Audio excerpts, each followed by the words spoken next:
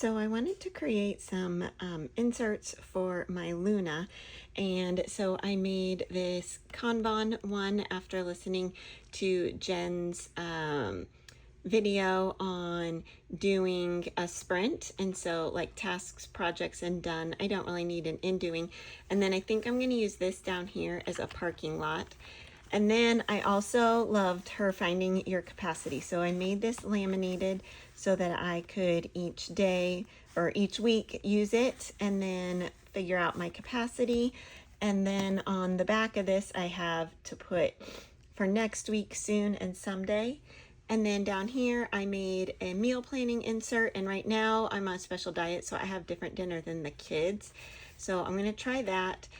But on the back of it, I made a 4-column insert, and then I've stuck a bunch of stickies for that size for each of the places that I go to the store, so I can just like take off the sticky when I get to the store or do my online order.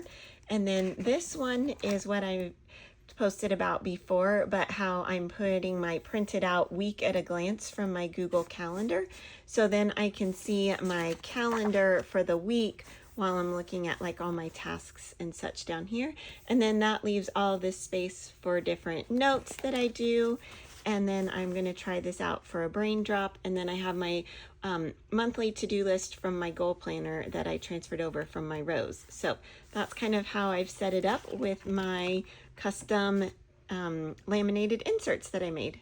The first step to making them is to print out the inserts you want and trim them to the correct size, and then tape them back to back if you're having a front and back insert. Then place the insert that you printed out inside a laminating sheet, making sure that there is enough room around the edges to punch your holes.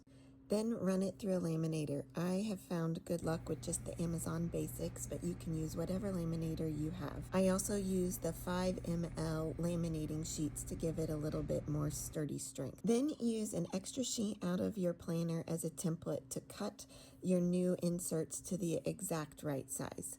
After they are cut to the right size, use that same template page from your planner to mark where you are going to punch your holes.